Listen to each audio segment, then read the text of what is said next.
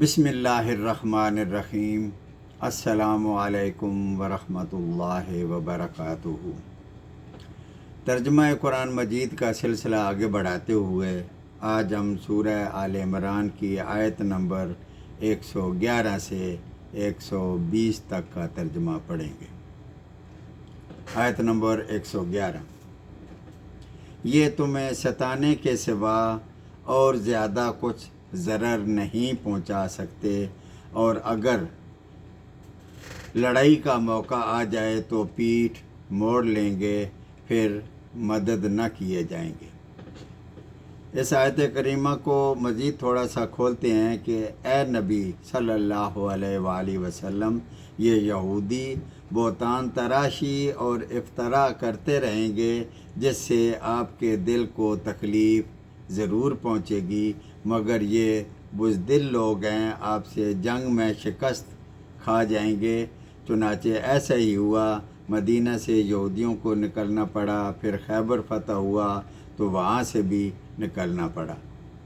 آیت نمبر 112۔ ان پر ہر جگہ ذلت کی مار پڑی، سوا اس کے کہ یا تو اللہ تعالیٰ کی پناہ میں رہیں یا لوگوں کی پناہ میں۔ یہ غضب الہی کے مستحق ہو گئے اور ان پر فقیری ڈال دی گئی، اور یہ اس لیے کہ انہوں نے اللہ تعالیٰ کی آیتوں سے کفر کیا اور بے وجہ انبیاء کو قتل کرتے تھے۔ یہ بدلہ ہے ان کی نافرمانیوں اور زیادتیوں کا۔ آیت نمبر 113۔ یہ سارے کے سارے یکساں نہیں۔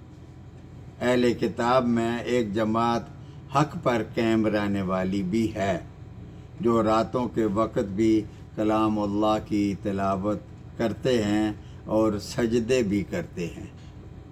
آیت نمبر 114۔ یہ اللہ تعالیٰ پر اور قیامت کے دن پر ایمان بھی رکھتے ہیں، اور بھلائیوں کا حکم کرتے ہیں اور برائیوں سے روکتے ہیں، اور بھلائی کے کاموں میں جلدی کرتے ہیں، اور یہ نیک بخت لوگوں میں سے ہیں۔ آیت نمبر 115۔ اور یہ جو کچھ بھی بھلائیاں کریں ان کی ناقدری نہ کی جائے گی، اور اللہ تعالیٰ پرہیزگاروں کو خوب جانتا ہے۔ آیت نمبر 116۔ یقیناً کافروں کو ان کے مال اور ان کی اولاد اللہ کے ہاں کچھ کام نہ آئیں گے، اور یہ تو جہنمی ہیں اور ہمیشہ ہمیشہ اسی میں پڑے رہیں گے۔ آیت نمبر 117۔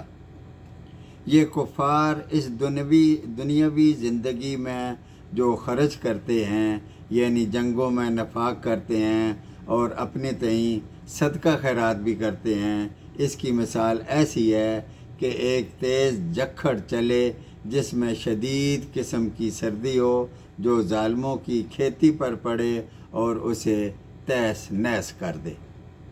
اور اللہ تعالیٰ نے ان پر ظلم نہیں کیا، بلکہ وہ خود اپنی جانوں پر ظلم کرتے تھے۔ آیت نمبر 118۔ اے ایمان والو، تم اپنا دوست ایمان والوں کے سوا اور کسی کو نہ بناؤ۔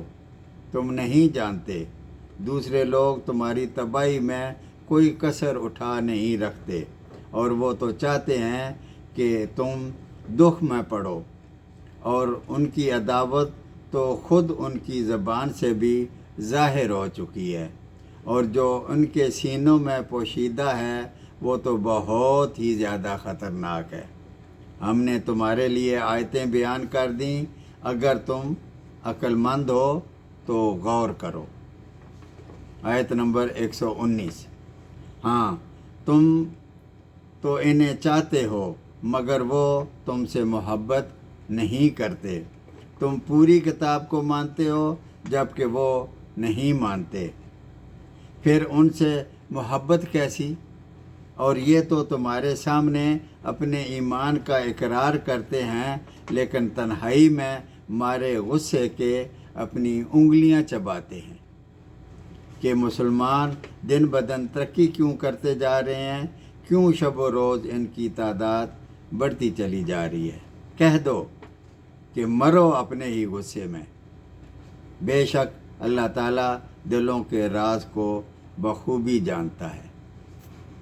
آیت نمبر 120، تمہیں اگر بھلائی ملے تو یہ ناخوش ہوتے ہیں، اور ہاں اگر برائی ملے تو تکلیف اور تمہیں اگر بھلائی ملے تو ناخوش ہوتے ہیں، اور اگر برائی ملے تو تکلیف پہنچے تو خوش ہوتے ہیں۔ جیسے جنگ احد میں تکلیف آئی تو انہوں نے شادیانے بجائے، بڑے خوش ہوئے تھے۔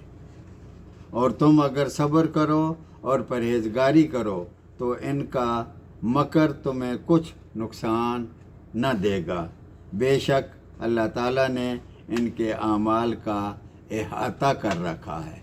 صدق اللہ العظیم۔